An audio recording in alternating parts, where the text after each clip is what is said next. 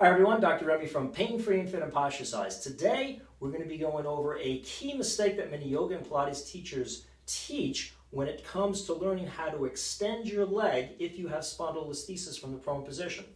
Hope you enjoy.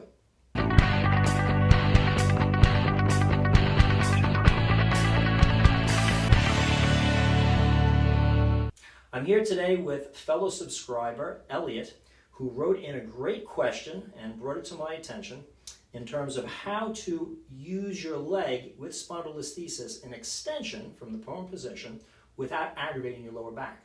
Now, the key, remember, with raising a leg in the prone position is we want to emphasize the glute muscle or the buttock muscle without overutilizing the lower back muscles, which then would arch the lower back and aggravate spondylolisthesis pain by jamming the facet joints and the back of the discs together.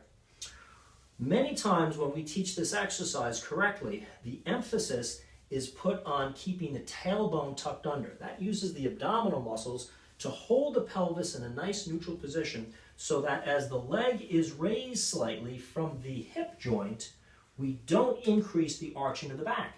If we didn't hold the tail under, as the leg comes up, the whole pelvis would tilt forward and would increase the arch in the back, increase the compression on the back of the joints and the back of the disc fibers, aggravating spondylolisthesis pain.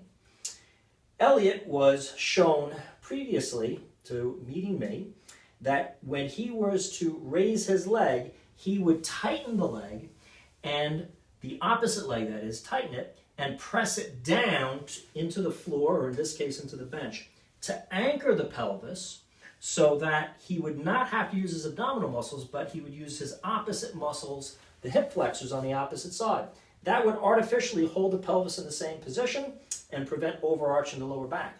Unfortunately, when this technique is taught, what it does is it perpetuates poor mechanics and faulty movement because it negates the abdominals effect of checking the pelvis, and many people with spondylolisthesis have an anterior hip glide where the femur, or the leg bone where it attaches to the hip socket, has a tendency to move forward in the hip socket along with an anterior pelvic posture, which is where the tail is up and the pubic bone is down, they're not level. So if we were to utilize that opposite leg pushing into the table and create hip flexion tightness to stabilize the pelvis, it would be giving us a sense of how do I bring that leg back in extension through a faulty mechanical stress on both the hip joints and negating the abdominals, which is key for walking, lunging, stair climbing, squatting, etc.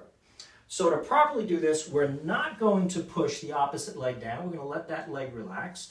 And Elliot, we're going to tuck your tailbone under. If you notice, Elliot is using a slight roll. If you have a big curve in your lower back, by putting the slight roll underneath the front of your pelvis, you can decrease the arch in the back, make lying face down more comfortable for those of you with spondylo. And once we tuck that tail under to the midpoint, that is halfway between too much under would cause a little low back pulling, and if you were to raise his tail up the other way into an abnormal posture, that would create some low back pain. We want to position it right between those two. That's a neutral spine in terms of pelvic tilting, and maintain that with a lot of pelvic tilting pressure, meaning that once Elliot has that halfway spot between too much tail up and too much tail under that's comfortable, he's going to maintain that position as if he's trying to resist me pulling his tail up. See what I'm doing? I'm trying to pull his pelvis into anterior pelvic tilting. He's resisting that with abdominal tension. As he continues to do so, he localizes the buttock, squeezes the buttock on the leg that's going to be raised to its maximum amount. And then when he's ready to lift, he's going to emphasize more of that abdominal tension, not any more movement. The tailbone is already set in the right position, but emphasize abdominal tension as if he's resisting me trying to pull his tailbone up, and squeeze the bucket a little more to raise the knee just a sliver to get the kneecap off the table, hold for a couple seconds, and down.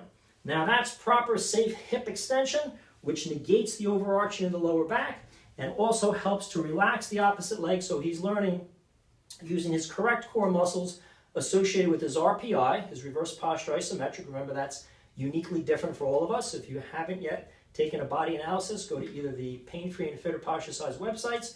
We have a free body analysis there to check your posture and learn your unique mechanical tendencies. You want to always hold your unique mechanical alignment, muscle stability issues when doing this or any other exercise. So this is proper hip extension. Practice it at home. If you've been taught to use the opposite leg pushing down, Try to get away from that so it doesn't perpetuate excess hip flexion on the other side, which is usually overactive in most cases of spondylo anyway. Learn how to engage your abs correctly to extend the leg. If you'd like to learn more of these healing exercises, feel free to subscribe to our channel. Any questions, write in. I'd be delighted to answer them. If you'd like to hear some of Elliot's great music, you can YouTube him. That's Elliot Shapiro, 2 L's, 2 T's. I hope this exercise helps with your lower back spondylolisthesis corrective exercises.